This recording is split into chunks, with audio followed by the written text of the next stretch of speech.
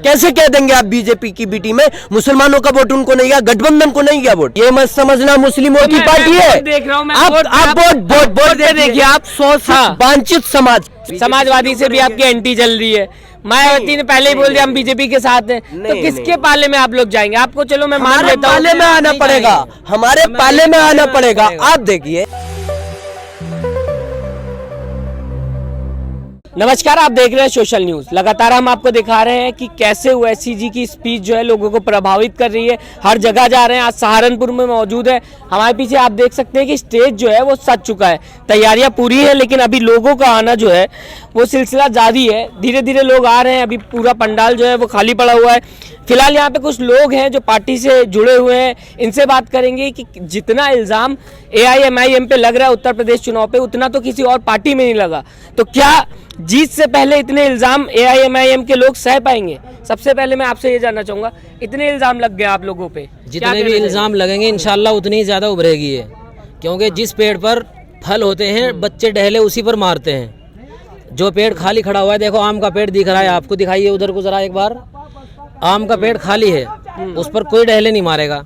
और अगर इस पर आम लगे हुए होते तो अभी ये बच्चे यहाँ से जाकर उस पर डहले मारकर आम तोड़ते। लेकिन इतने इल्जाम, जीत का तो कहीं पता ही नहीं चल रहा है, लेकिन इल्जाम पे इल्जाम। 22 में जब चलेगा, जब इलेक्शन होगा। अभी इलेक्शन नहीं है ना। अच्छा, अभी तो ये इनको ये दिखा रहे हैं। अच्छा, ये इल्जाम इसलिए लगाते हैं कि इनको पता है कि यूपी के अंदर मुसलमान 27% है, तकरीबन 10% के आसपास, 20-22% भी अगर हैं तो 8 करोड़ वोट बैठते हैं मुसलमान के। 8 करोड़ वोट जब एक जगह पड़ेंगे, 8 करोड़ ज्यादा बता दिया आपने, क्योंकि 8 करोड़ 24 करोड़ जनता 2011 की जनगणना है ना वो। अब देखो आप उठा करके, अब 35 निकलेगा। 35 करोड़ 35% जनसंख्या निकलेगी अब 10 करोड़ से भी ज्यादा निकलेंगे इंशाल्लाह। इसलिए लगा रहे हैं वो इल्जाम, तरह तरह के इल्जाम कि मुसलमान को किसी तरीके से बहकाना है, क्योंकि मुसलमान एक पार्टी लगाए तब तो ठीक। बीजेपी भी लगा रही, समाजवादी भी लगा रही है, कंटिन्यू लगा रहे हैं बीजेपी की तरफ से। अमित शाह ने बोल दिया, तो बोलने तो क्या हो गया? जैसे हम बोल रहे हैं वो भी बोलेंगे, उनको भी इख्तियार है। जमहूरी मुल्क है ये, आजाद हिंदुस्तान है। तुम भी लगाओ, अच्छा, कोई भी लगाए, कोई परवाह नहीं। अच्छा, लेकिन ये मुसलमान आज जाग चुका है। अच्छा, मैं आऊंगा। युवा क्या चाहता है? युवा क्यों आ रहे हैं AIMIM की तरफ? देखिए, युवा तो यही चाहते हैं। मजलिस इत्तेहादुल मुस्लिम पे इल्जाम इसलिए लग रहा है, दलाल कांग्रेस जो लगाती है, इल्जाम लगाती है, जिन्हें कहीं जगह नहीं दिखाई दे रही वो इल्जाम में लगाएगा। जो मुसलमान का वोट हड़पना चाह रहा है, समाजवादी हो, कांग्रेस हो, BSP हो, सपा हो, बसपा हो, कोई सी भी पार्टी हो, इसी वजह से इल्जाम लगाती है कि ओवैसी साहब कहीं इलेक्शन न लड़े। हिंदुस्तान का एक शहर हैदराबाद से आता है, वो सहारनपुर के अंदर वो इलेक्शन लड़ता है, हर जगह इलेक्शन लड़ता है। वो बीजेपी का एजेंट। मायावती पे तो किसी ने बीजेपी का एजेंट नहीं बोला है। अखिलेश यादव गले मिले मुला उसके योगी आदित्यनाथ के, मोदी जी के। आप क्या कह रहे हैं? जो गले लग के सांसद में बोलते हैं कि मैं काम न करूंगा, अगली बार भी प्रधानमंत्री आप बने, वो एजेंट नहीं है। वो तो उनको एक तरीके से शाबाशी दे रहे थे ना। हाँ, शाबाशी। ये तो शाबाशी भी नहीं दे रहे, ये फिर भी एजेंट बताए जा रहे हैं। क्योंकि यहाँ पे तो वो नॉर्मल सी बात है। आप लोग लड़ रहे हो, समाजवादी के वोट थे, मुस्लिम और यादव पे लड़ती थी, अब आधे वोट इधर आ रहे हैं। नहीं, आपने देखा होगा जिला पंचायत चुनाव में कितने समाजवादी कितने सदस्य जीत के आए, ठीक, लेकिन कहाँ गए वे? जिला 10 कहाँ है? सब दे दिया बीजेपी को, कन्वर्ट कर दिया सारा। बताओ किया नहीं किया? अब हम विधायक बना के भेजेंगे, उनका क्या गारंटी है कि वो बीजेपी में नहीं जाएंगे? सदस्य आप लोग कह रहे हो कि हमें बराबर की हिस्सेदारी चाहिए। किस तरीके की हिस्सेदारी आप लोग चाह रहे हैं? देखिए, पहले तो जो मोदी सरकार है, हाँ, उसने कहा जो मौजूदा है कि पकोड़ा तलिए, युवाओं को पकोड़ा तलने का रोजगार दे दिया। खुद चाय बेचते थे तो आज प्रधानमंत्री बने। क्यों भाई? देश बेचने के लिए। अरे लोगों को रोजगार देते, युवाओं को रोजगार देते। आप कह रहे समाजवादी पार्टी, उन्होंने रिक्शा दे दिया कि हम लोग रिक्शा चलाएंगे। पकोड़ा तलने से तो सही है ना। हिस्सेदारी चाहिए हमें, जो है कलम में हिस्सेदारी चाहिए हमें, सियासत में हिस्सेदारी चाहिए हमें, शिक्षा में। आप देखिए, अगर सरकारी कोई भी विभाग है, जैसे आप SDM वगैरह ले लीजिए, DM ले लीजिए, उसमें मुस्लिम लोग नहीं है। क्यों नहीं है भाई? हमारा अच्छा, एक चीज मैं जानना चाहूंगा, नहीं दिया क्या 1947 से मुस्लिमों को अधिकार ही नहीं मिला? मैं हर अरे बार ये भाई क्वेश्चन पूछता हूँ। भाई हाँ। कहाँ मिल रहा है? आप क्यों नहीं देखिए मिला? वैसे भी वहाँ तक पहुंचे, अगर पार्लियामेंट की बात अगर करें, मुसलमानों को मिल रहा है तो ये मिल रहा है कि अच्छा क्या नाम है, अतीक पाशा, अच्छा मुस्लिम है आप, अच्छा आतंकवादी तो नहीं है आप, जो है आपके बारे में इनपुट आया है, आपके बारे में इनपुट आया है। मैंने कहा कि क्या इनपुट आया है, मुझे प्रूफ तो दिखाइए, किसने कहा है? भाई, टीम में किसने मुस्लिम दिया? है, अगर बात की जाए भाई बॉलीवुड में मुस्लिम आप देखिए अभी क्या हुआ, 11 खिलाड़ी होते हैं ना टीम में, 11 ही खेलते हैं। अगर हारेगा तो एक तो ऐसा है नहीं कि एक हरा देगा, एक हरा देगा। आपने अभी देखा पाकिस्तान और इंडिया का मैच था, मैच कोई भी अगर कुश्ती हो, मैच हो, हार जीत होती है जरूर, जब दो खेलना है तो एक गिरेगा।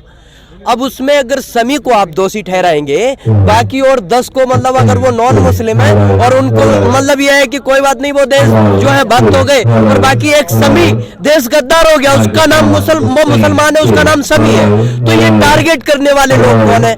ये जो ये अधिकार मिला क्या? आप उसको देशभक्त नहीं कह के देश गद्दार कहोगे, बाकी 10 जो है देशभक्त हो गए, क्योंकि वो जो नॉन मुस्लिम है उनका कोई दोष नहीं है। एक ही बंदा हरा रहा, एक ही बंदा जीता था, अरे उसने 6 विकेट लेके अगर इंडिया को जीत दिलाई है, उसकी बेटी की तबीयत खराब होने के बाद उसने इंडिया को जीत दिलाई है, तो ये कौन सी मतलब यह है कि आप एक बार अगर हार गए, अरे ये तो फिर तुम्हारे अंदर दिल नहीं है। देखिए मैं पार्टी पे आता हूँ, अगर पार्टी अब बीजेपी की बात करें, आप लोग गठबंधन नहीं करने वाले, समाजवादी से भी आपकी एंटी चल रही है, मायावती ने पहले ही बोल दिया हम बीजेपी के साथ हैं, तो किसके पाले में आप लोग जाएंगे? आपको चलो मैं मान लेता हूँ, पाले में आना पड़ेगा, हमारे पाले में आना पड़ेगा। आप देखिए कौन आएगा? यादव 7% है भाई, 7% है, वो भी पिछली बार यादव और वो बसपा दोनों मिली थी, नहीं हरा पाए 19 में, उससे पहले कांग्रेस और सपा मिले थे 2017 में, तो क्या कुछ भी नहीं, जनता से कुछ नहीं उस टाइम, तो मतलब ये 2019 में तो वैसे साहब नहीं थे, कैसे कह देंगे आप बीजेपी की बी टीम में मुसलमानों का वोट उनको नहीं गया, गठबंधन को नहीं गया वोट, तो आप कैसे कह दे, मतलब सीटें ही नहीं आई, उनकी औकात नहीं है। अब उनकी जो असलियत पता चल चुकी है, क्योंकि आप देखिए मेरठ के अंदर अगर कैंडिडेट लड़ता है मुस्लिम, वो चाहे किसी भी बिरादरी का है, तो वो मायावती जी कहती हैं कि मैंने कट्टरपंथी मुस्लिम न जीत जाए, मैंने अपना वोट जो है, अपने जो लोगों का वोट है जो मेरे अंडर में आता है, बीजेपी को सपोर्ट करा दिया, बीजेपी को ट्रांसफर करा दिया, तो वो बीजेपी की बी टीम नहीं हुई। अखिलेश यादव के जो मुलायम सिंह यादव जो वो वहां पे पार्लियामेंट में वो इसके अंदर सदन के अंदर खड़े होकर कहते हैं, आप देखिए वो कहते हैं कि मैं दोबारा मोदी जी को प्रधानमंत्री देखना चाहता हूं, तो वो बीजेपी की बी टीम नहीं हुई, उन्होंने जो 19 में बनाया भी। और अगर उवैसी साहब यहां पर आकर अपने कैंडिडेट उतारते हैं, अगर वो कहते हैं कि जो 22% लोग हैं उनको हक नहीं दिला रहे, मुजफ्फरनगर का दंगा दिया, तरह तरह के दंगे दे रहे हैं, आपने मॉब लिंचिंग दी, तो जब ये सारी चीजें अगर आप दे रहे हैं, तो ये जो है मतलब मुसलमानों को हक नहीं दे रहे, तो मुसलमानों का अगर हक दिलाने, अगर वो शोषित वांछित समाज सम्मेलन, देखिए शोषित वांछित समाज सम्मेलन है जो दलित पिछड़े लोग आपके पास उनको भी उनका ये कह रहे हैं कि हम बीजेपी की सेकंड पार्टी नहीं है, लेकिन बीजेपी जैसे हिंदुत्व की बात करती है, लगातार हिंदुत्व पे बात करती है, यहाँ पे भी तो आप लोग मुसलमानों की बात कर रहे हैं सिर्फ, क्यों नहीं करेंगे? तो क्या माना जाए कि वही तरीका है जो बीजेपी का है? बीजेपी हमारे वोट को अपने इसमें मानते हैं आप लोग सिर्फ मुस्लिम की बात करेंगे ना? आप ये मानते हैं? नहीं, हाँ, ये हक की आवाज है। 1 मिनट में आपको बीच में ये हक की आवाज है, 1 मिनट में रोकना चाहूंगा। देखिए ये जो है मजलूमों की पार्टी है, ये मत समझना मुस्लिमों की पार्टी है। देख रहा हूं मैं, आप वोट देखिए, आप शोषित वांछित समाज सम्मेलन क्या होता है, क्या होता है? हाँ ये बताइए, ज्यादातर तो मुस्लिम कैंडिडेट ये पवन राव अंबेडकर कौन है? ये पवन राव अंबेडकर, ये प्रदेश के महासचिव है, ये उत्तर प्रदेश के महासचिव है, क्या है ये? आने से पूरी पार्टी को मान लिया जाएगा कि हाँ इसमें सबके सब मुस्लिम नहीं, आप